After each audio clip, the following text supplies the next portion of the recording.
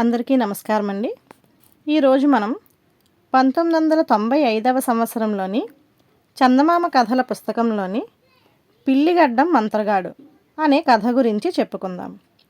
ఈ కథ రచించింది మాచిరాజు కామేశ్వరరావు గారు. కోటగిరి రాకుమారి రూపవతి పేరుకు తగినట్లుగా గొప్ప రూపవంతురాలు.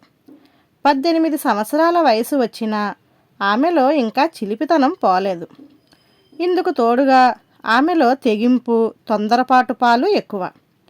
ఆమె కొండమీది దేవి ఆలయానికి వెళ్తున్నానని చెప్పి తన ఇష్టసఖి విమలతో దాపులనున్న అడవికి పోయి అక్కడ చెట్ల కింద సెలయేళ్ల పక్కన తిరుగుతూ ఉండేది. ఆ ఇద్దరూ అడవిలో తిరుగుతున్నప్పుడు కొండమీద పాతకాలపు కోట ఒకటి కనిపిస్తూ ఉండేది. రూపవతి ఆ కోటను విమలకు చూపుతూ ఏదో ఒకనాడు ఆ కొండ ఎక్కి కోట అంతా తిరిగి చూడాలి అంటూ ఉండేది. ఆ మాటలకు విమల భయపడిపోతూ, రాకుమారి, అలాంటి ఆలోచనలు మానుకో. పాడుబడిన కోటలను రాక్షసులు కానీ మంత్రగాళ్ళు కానీ ఆక్రమించుకొని ఉంటారు అని అనేది. నీకన్నింటికీ భయమే, చూస్తూ ఉండు. నేను ఏదో ఒకరోజు ఒంటరిగానైనా వెళ్ళి ఆ కోటలో ఏమున్నదో తప్పకుండా చూసి వస్తాను అనేది రూపవతి. కుమార్తెకు త్వరగా వివాహం చేస్తే ఆమెలో మార్పు వస్తుందని భావించిన రాజదంపతులు రామగిరి యువరాజుతో రూపవతి వివాహం నిశ్చయం చేశారు. ఈ వివాహం రూపవతికి ఏమాత్రం ఇష్టం లేదు. ఆమె ఈ సంగతి తల్లిదండ్రులకు చెప్పి, తెలియకడుగుతాను, ఈ రాకుమారుడిలో ఉన్న ప్రత్యేకత ఏమిటి అని అడిగింది. వాళ్ళు రూపవతి ప్రశ్నకు ఆశ్చర్యపోయి, ఈ రామగిరి యువరాజు రత్నసేనుడు, గురుకులంలో విద్య పూర్తి చేశాడు, ఏదో ఒకనాడు రామగిరికి రాజు అవుతాడు అన్నారు. ఆ జవాబుకు రూపవతి ముఖం చిట్లించి, అందగాడు, విద్యావంతుడు, ఏదో ఒకనాడు సింహాసనం అధిష్ఠించని రాకుమారుడు అంటూ ఎవరూ ఉండరు. నేనడిగేది వాళ్ళల్లో ఉన్న ప్రత్యేకత గురించి. నేనడిగే అర్థం పర్థం లేని 3 ప్రశ్నలకు అర్థవంతంగా జవాబు చెప్పగలవాడినో, నీళ్ల మీద నడవగలిగిన వాడినో, గాలిలో ఎగరగలిగిన వాడినో, ఇలా ఏదైనా ప్రత్యేకత ఉన్నవాడినే నేను పెళ్ళాడతాను అని అన్నది. ఈ జవాబుకు రాజదంపతులు మరింతగా ఆశ్చర్యపోయి, నీకేమైనా గాలి సోకలేదు కదా, ఇది నీకు అన్ని విధాలా తగిన సంబంధం, యువరాజు రత్నసేనుడితోనే నీ పెళ్ళి అని ఖరాఖండిగా చెప్పేశారు. ఇంతలో రత్నసేనుడు బంధుమిత్ర సపరివారంగా వచ్చి రాజభవనానికి దాపులనున్న విడిదిలో దిగాడు. అయితే పెళ్ళి ఇంకా 2 రోజులున్నదనగా రూపవతి అంతఃపురంలో కనబడకుండా పోయింది. ఈ జరిగిన దానికి రాజదంపతులు దుఃఖించి కుమార్తె కోసం అంతటా వెతికించి చివరకు రాజభటులను ఆమె జాడ తెలుసుకునేందుకు రాజ్యం నలుమూలలకు పంపారు. రూపవతి ప్రియసఖి అయిన విమల రాకుమారి పంతం కొద్దీ అజ్ఞాతంలోకి వెళ్ళిందని గ్రహించింది.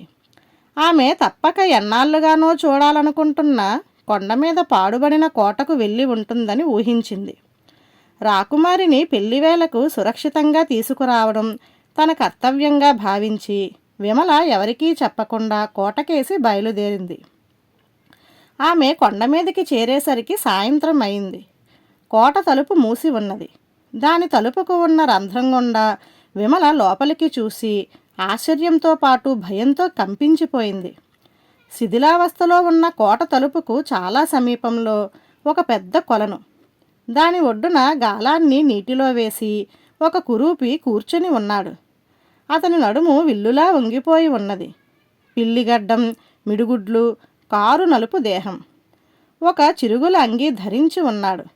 పక్కనే రాకుమారి రూపవతి కళ్ళనీళ్లతో కూర్చొని ఉన్నది. పిల్లిగడ్డం వాడు గాలం కర్రను నీటిలో నుంచి బయటకు లాగి ఝులిపిస్తూ రూపవతితో, ఓయ్ పిల్ల, నేను ఆట్టే మంచివాణ్ణి కాను, జాగ్రత్త. నన్ను పెళ్ళాడ నిరాకరించిన వాళ్లను చేపలుగా మార్చి ఈ కొలనులో వేస్తూ ఉంటాను, వాళ్లే నా ఆహారం అన్నాడు.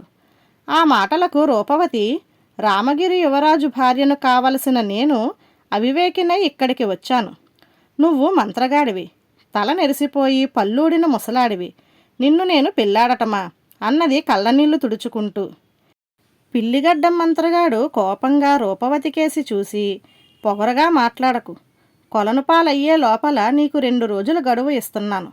అప్పటి వరకు ఈ మంచినీళ్ల కొండే నీ లోకం అంటూ గాలంకర్రతో ఆమె తలను తాకాడు. మరుక్షణం రూపవతి చేపలా మారి నేల మీద ఎగిరెగిరి పడసాగింది.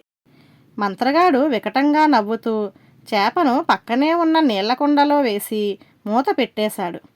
ఆ సరికి చీకట్లు ముసురుకోవడంతో అతను ఒక కాగడా వెలిగించాడు. ఇదంతా చూసిన విమల ఎక్కడా లేని తెగింపుతో కోట తలుపు తట్టింది. వెంటనే మంత్రగాడు తలుపుకేసి వస్తూ, ఏమా సాహసం? చీకటి పడి మనిషన్నవాడి ఈ ఛాయలకు రావడమేమిటి, తలుపు తట్టడమేమిటి అంటూ వచ్చి తలుపు తెరిచాడు. విమల భయపడుతూనే అతడితో, దూర ప్రయాణం చేస్తూ చీకటి వేళ ఇక్కడ చిక్కుకుపోయాను. నీ కోటలో ఈ రాత్రికి ఆశ్రయం ఇస్తావా మామయ్య అన్నది. మంత్రగాడి వికార రూపం చూసి ముఖం చిట్లించని వారుండరు. అటువంటిది ఒక ఆడపిల్ల నోరారా మామయ్య అని పిలవడంతో అతడు పరమానందం చెంది, దానికేం భాగ్యం, ఈ చీకటి వేళల్లోనే కాదు పగటి వేళల్లో అయినా అందమైన ఆడపిల్లలకు ఈ కంచుకోటలో ఆశ్రయం దొరుకుతుంది, లోపలికి రా అన్నాడు. విమల లోపలికి వెళ్ళగానే అతడు తలుపు మూసి, నీ అందం చూడడానికి ఈ ఒక్క కాగడా వెలుగు చాలదు, మరొక కాగడా వెలిగించుకొస్తాను అంటూ దూరంగా ఉన్న పాడుబడ్డ గదులకేసి వెళ్ళాడు. అదే అదనుగా విమల నీళ్లకుండ మీద మూత తీసింది. ఆమెను గుర్తించిన రూపవతి కుండలో ఎగిరెగిరి పడసాగింది. విమల రాకుమారితో, యువరాణి, నిన్ను రక్షించి తీసుకుపోవడానికే వచ్చాను, ఇక భయం లేదు అన్నది. అంతలో మంత్రగాడు రావడం చూసి ఆమె కుండ మీద మూత పెట్టేసి అతడు దగ్గరకు రాగానే, ఆహా, నీ కంచుకోట స్వర్గాన్ని గుర్తు చేస్తున్నది. ఈ వయసులో కూడా ఇంత అందంగా ఉన్నావు. 70 ఏళ్ల క్రితం మరెంత అందంగా ఉండేవాడివో అన్నది. ఆ పొగడ్తతో మంత్రగాడు తబ్బిబ్బైపోతూ, నిజంగా 70 ఏళ్ల క్రితమే నువ్వు నన్ను చూసి ఉన్నట్టయితే మాటా పలుకు లేకుండా మూర్ఛపోయి ఉండేదానివి. ఏమైతేనేం, ఒకళ్ళకొకళ్ళు నచ్చాం, నన్ను పెళ్ళాడి ఈ స్వర్గంలోనే ఉండిపో అన్నాడు. అలాగే చేయదలిచాను. సరే, ఇక్కడ దొంగల భయం లేదు కదా అన్నది విమల భయం నటిస్తూ. ఆ ప్రశ్నకు మంత్రగాడు కళ్ళెర్ర చేస్తూ, ఎంత మాట, ఇక్కడ దొంగల భయమా? తలుచుకుంటే ఈ కోటను గగన మార్గాన నడిపించి వింధ్యాపర్వతాల మీద పెట్టగలను. అంత అద్భుతమైనది నా మంత్రశక్తి అని ఒక్క క్షణం ఆగి, అయినా నీ దగ్గర ఏ మణిమాణిక్యాలున్నవని దొంగల భయం అని అడిగాడు వికారంగా నవ్వుతూ. విమల అతడికి చప్పున తన వేలిన ఉన్న రవ్వల ఉంగరం చూపిస్తూ, మామయ్య, ఇది మామూలు రవ్వల ఉంగరం అనుకునేవు కాదు, ఎంతో మహిమగలది. ఆ మధ్య ఒక సిద్ధుడు ఆకాశ మార్గాన ప్రయాణం చేస్తూ రాత్రివేళ దారి తప్పి పల్లెలోని మా ఇంటి పెరట్లో దిగాడు. ఆ రాత్రి ఆయనకు మా కుటుంబం ఆతిథ్యం ఇచ్చాం. తెల్లవారి ఆ సిద్ధుడు తన దారిన పోతూ ఈ ఉంగరాన్ని నాకు బహుకరించాడు అన్నది. సిద్ధప్రసాదితమా అంటూ పిల్లిగడ్డం మంత్రగాడు ఆశ్చర్యపోయి, ఇంతకు ఈ ఉంగరంలో ఉన్న మహత్తేమిటి అన్నాడు. దీన్ని ఎదుటివాళ్లకు చూపిస్తూ వాళ్ళని ఏం చేయమన్నా చేస్తారు. ఒక్క మాటలో చెప్పాలంటే మనుషుల మనస్సులు మార్చగల శక్తి ఉన్న ఉంగరం ఇది అన్నది విమల. ఆ మాటలు వింటూనే కాగడాల వెలుగులో మంత్రగాడి కళ్ళు మిలమిలా మెరిశాయి. అతడు ఉంగరం కేసి ఆశగా చూస్తూ విమలతో, నాకు చిన్నప్పటి నుంచి ఒక కోరిక ఉన్నది. అది ఏ దేశానికో రాజు కావాలని కాదు, కనీసం రాజుగారి అల్లుడు కావాలని. ఈ నీళ్లకుండలో చేపగా ఒక రాకుమారి ఉన్నది.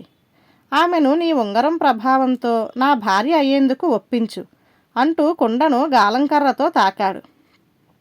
ఆ మరుక్షణం రాకుమారి రూపవతి యథారూపంలో కుండలో నుండి బయటకు వచ్చింది. విమల ఆమెకు కన్నుగీటి వేలి ఉంగరాన్ని చూపిస్తూ, ఆహా, ఏమందం, ఏం సొగసు, చూడగానే రాకుమారి అయి ఉంటావన్న నమ్మకం కలుగుతున్నది. ఈ నా మామ కొంచెం తిక్క కొద్దీ పైకలా వికృతంగా కనిపిస్తున్నాడు గాని అసలు సిసలైన అందగాడు, నీకన్ని విధాలా తగినవాడు. పెళ్ళాడతావా అన్నది. తప్పకుండా పెళ్ళాడతాను అన్నది రూపవతి. ఆ మాట వింటూనే మంత్రగాడు, ఆహా, ఏమి నా అదృష్టం అంటూ ఆనందం పట్టలేక ఎగిరి గంతేసి ముందుకు పడబోయి గాలంకర్రం సాయంతో తమాయించుకొని, కోడల పిల్ల, ఆ ఉంగరం నాకిచ్చేయి, నన్ను అల్లుడుగా కాదు కూడదంటే ఉంగరం చూపి రాజుమామయ్య మనసు మార్చుతాను అంటూ చేయి చాచాడు. అదే అదనుగా విమల అతడి చేయి పట్టుకొని బలంగా ముందుకు గుంచి వాడు బోర్లా పడుతున్న సమయంలో చేతిలోని మంత్రపు గాలం కర్ర లాక్కొని అతడి తల మీద గట్టిగా మోదింది. అంతే, మంత్రగాడు చేపగా మారి ఎగిరెగిరి పడుతూ పోయి కొలనులో పడ్డాడు. అమ్మయ్యా, ఎంత తెలివిగా నన్ను కాపాడావే విమల అంటూ రాకుమారి తన ఇష్టసఖిని కౌగలించుకొని, ఇక రాచనగరముకు పోదాం, నీ పెళ్ళికి నువ్వు కలలో కూడా ఊహించని గొప్ప బహుమానం ఇస్తాను అన్నది. వాళ్ళు తిరిగి రాజభవనం చేరుకునేసరికి తెల్లవారిపోయింది. క్షేమంగా తిరిగి వచ్చిన కుమార్తెను చూసి రాజదంపతులు ఎంతగానో సంతోషించారు. ఆ సమయంలో అక్కడ పెళ్లి కుమారుడు రత్నసేనుడు కూడా ఉన్నాడు.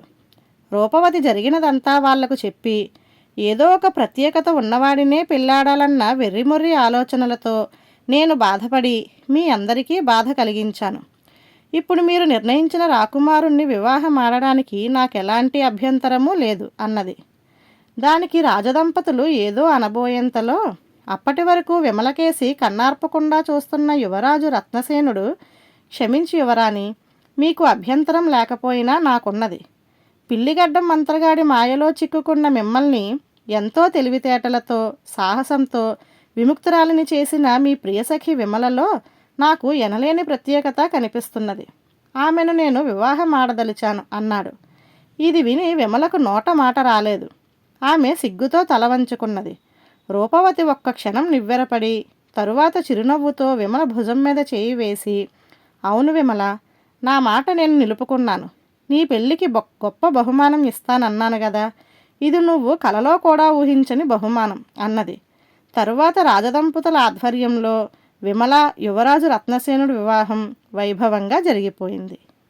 ధన్యవాదాలు.